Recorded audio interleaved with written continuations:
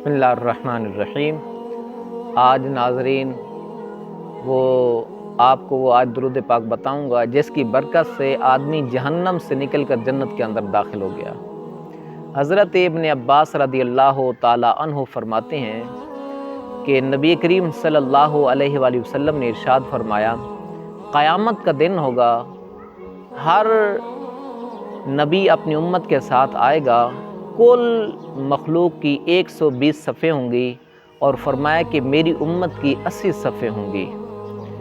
اور لوگوں کا حساب و کتاب شروع ہوگا۔ تو ایک آدمی کو حساب و کتاب کے لیے لایا جائے گا اور وہ سب سے پہلے میری امت کا ہوگا۔ حضرت آدم علیہ السلام سبز لباس، سبز جبہ پہنے ہوئے میزان عمل کے پاس کھڑے ہوں گے اور اپنی امت کے اعمال کو دیکھ رہے ہوں گے، اپنی اولاد کے اعمال کو دیکھ رہے ہوں گے کہ کون نیک اعمال کر کے آیا ہے اور کون برے اعمال کر کے آیا ہے۔ چنانچہ آپ علیہ السلام کے ایک امتی کو بلایا جائے گا اور اس کا حساب کتاب شروع ہوگا، اس کے نامہ اعمال کو تولا جائے گا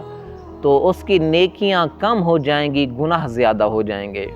اللہ تبارک و تعالیٰ کی طرف سے حکم ہوگا کہ اے میرے فرشتوں، اس کو جہنم کی طرف لے کر جاؤ۔ فرشتے اس آدمی کو جہنم کی طرف لے کر جائیں گے۔ آقا کریم صلی اللہ علیہ وآلہ وسلم آب حوض کوثر پر ہوں گے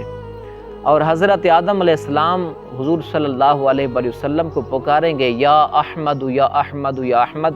اے احمد اے احمد، آپ کے ایک امتی کو فرشتے جہنم کی طرف لے کر جا رہے ہیں۔ تو حضور فرماتے ہیں کہ میں آب حوض کوثر سے ان فرشتوں کے پاس آؤں گا اور کہوں گا کہ اے فرشتوں، میرے اس امتی کو جہنم کی طرف نہ لے کر جاؤ۔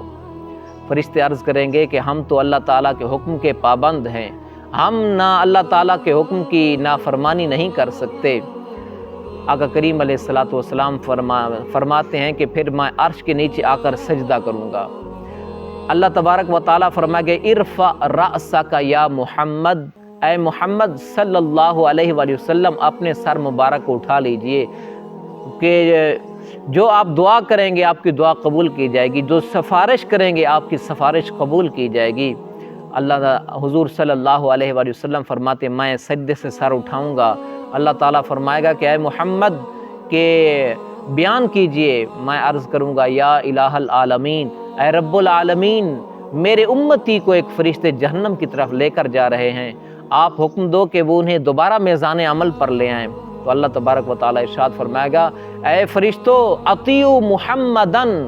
اے فرشتو محمد صلی اللہ علیہ وآلہ وسلم کا حکم مانو، جس طرح میرے حبیب تمہیں کہیں اسی طرح کرتے جاؤ۔ حضور فرماتے ہیں کہ میں پھر ان فرشتوں کے پاس آؤں گا، ان فرشتوں کو کہوں گا کہ اے فرشتو، اس میرے امتی کو دوبارہ میزان عمل کی طرف لے کر جاؤ۔ فرشتے دوبارہ اسے میزان عمل کی طرف لے کر آئیں گے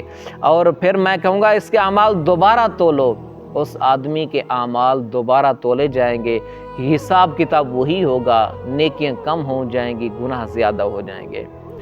آقا کریم علیہ السلام اپنی جیب مبارک سے ایک پرچی نکالیں گے اور نیکیوں والے پرڑے کے اندر ڈال دیں گے، جس سے نیکیوں کا وزن زیادہ ہو جائے گا، گناہوں کا وزن ہلکا ہو جائے گا، اور آواز آئے گی اللہ تبارک و تعالیٰ کی طرف سے کہ میرے اس بندے کو جنت کے اندر داخل کر دو، اور وہ شخص حضور کے قدموں کے اندر گر پڑے گا اور کہے گا کہ حسین چہرے والے، اے حسن و اخلاق والے، آپ کون ہیں جنہوں نے اس مشکل وقت کے اندر میری مدد کی ہے کہ مجھے جہنم سے نکال کر جنت کے اندر داخل کروا دیا ہے؟ تو آقا کریم علیہ السلام فرمائیں گے کہ میں اسے کہیں گے کہ میں تیرا نبی ہوں،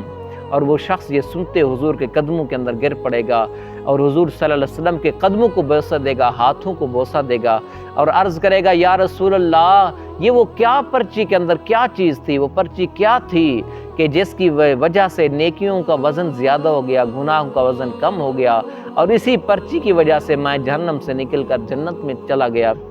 تو حضور علیہ السلام فرمائیں گے کہ اے میرے امتی، یہ پرچی وہ چیز ہے، اس پرچی کے اندر تیرا وہ درود پاک تھا جو دنیا کے اندر تو مجھ پہ بھیجا کرتا تھا،